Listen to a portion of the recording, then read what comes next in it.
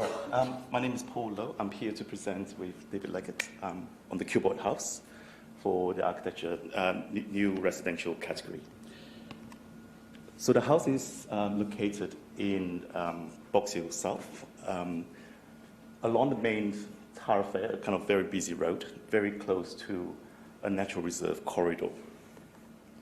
The site is about 20 minutes away from the CBD and is in the country of the Boomerangs, and here we pay our respect to the elders family, past, present, and emergent. The Cuboid House sits on a fairly steep side, about 4 meters in terms of datum from one side to the other, and it's surrounded by essentially mock arts and craft housing with typical bricks and terracotta roof. So the brief for the house, our client is a female client with 4 adult children. And the brief is essentially to design a house that will allow them to live apart, but at the same time having space that will come together as a family. So our response to the brief is to design a house inside a black cube. So you can see from the ground floor plan, the client's private spaces, territories are on the ground floor, and the upper floor are the 4 bedrooms. The floors are all painted black or stained timber black, and they demarcate privacies. And all the white areas that you see on the plan are essentially denoted for open and sharing spaces for the family. So one of the key ideas they would like to present today, the 2 significant ideas I would like to present today is on deep thresholds, and David will talk a little bit about this idea of digital arts and craft. So in terms of deep thresholds, in order to deal with the complex family interactions, we decided to extend the thresholds of the house. So there's primarily 4 different types of thresholds within the house. The veranda area and the living room, both a double height volume space. The hallway, which is essentially a very intimate space that leads into the bedroom area, and then the stairs that add as kind of a vertical transitions. So for example, so the idea of the deep thresholds is to deliberately to be generous in terms of its size and also in terms of its lighting quality. And we also like to play with the ideas that these spaces are sometimes ambiguous in its use.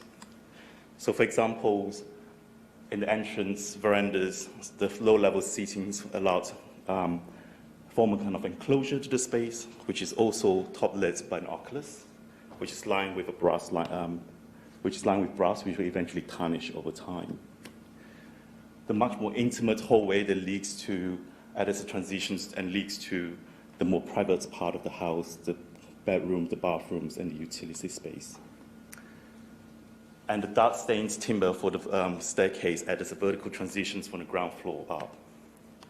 And finally, we have the double height living room spaces with a west-facing glazed wall, screened and or veiled by a hit and brick wall. So the main living room space is filtered with filtered light during the evening, and on the east of facade, we have a series of smaller windows that allow daylight to come in during the morning. And the compositions of the space is very much a homage to Malevich supermarket's painting in terms of the bespoke light fittings and the brass shadow gaps, denoting the idea of floating planes and lines. The kitchen is very much the center of the heart of the house. And here you can see again the trope repeat itself. The dark stained plywood timber denotes privacies, and then the white Korean tabletops essentially allow the sense of openness and sharing. So Paul has just discussed the thresholds of his project, and I like to discuss the digital arts and craft aspect. Instead of mimicking the arts and craft style, we respond to the context by looking at how we can make a contemporary digital arts and craft building with a very modest budget. We address this through tectonics. The facade has varying brick patterns over the 3 main elevations, the east, the north, and the west. This is the west facade, which faces the busy main road. Here, the edges of the brick are chamfered to form a dimpled surface, adding depth to the half-brick facade during the evening sunsets. To the left, at the corner of the house, we have a hit-and-miss veiling over the entrance veranda space to filter the evening sun entering into the double-height living room. On the north elevation, the Flemish brick bond continues with a protruding brick instead of the missing brick. This adds a play of shadow throughout the day along the driveway side of the house, breaking down the mass of the elevation.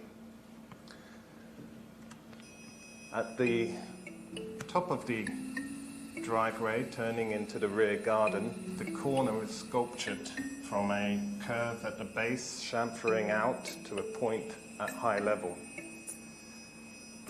To achieve this, the bricks are robotically milled using a 7-axis CNC robot. In using concrete bricks, we are able to cut and grind all the brick specials on this project, including the chamfers and the curves to windows and door reveals.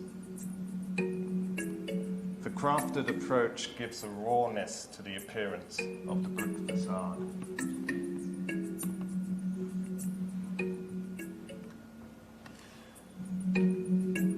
Another bespoke aspect of this house is the brass chandelier within the double-height living room. Fabricated from brass tubes, each tube is robotically cut and assembled together, forming a cluster hanging from the ceiling. It's reminiscent of a church organ. We are not just the architects for this project. The bespoke architectural components are fabricated in our own CNC workshop called Power to Make. We are able to fabricate our own details and supply to the builder.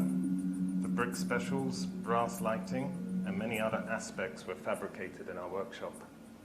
And finally, we shall finish with some words from our client.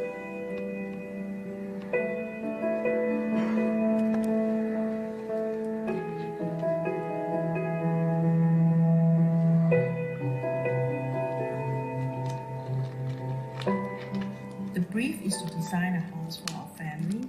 That's myself and my 4 children, as they are all young adults now. So I wanted a house that we can all have our own space, but at the same time, spaces that we can connect as a family.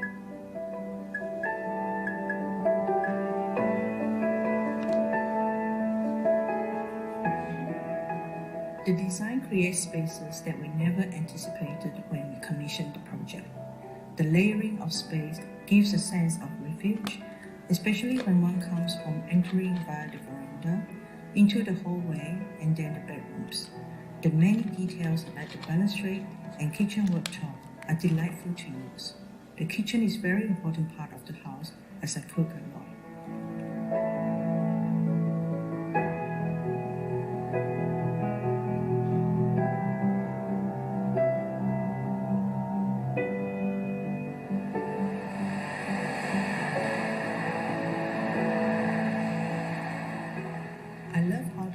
Looks very private from the outside and incredibly spacious inside, and all within our modest budget.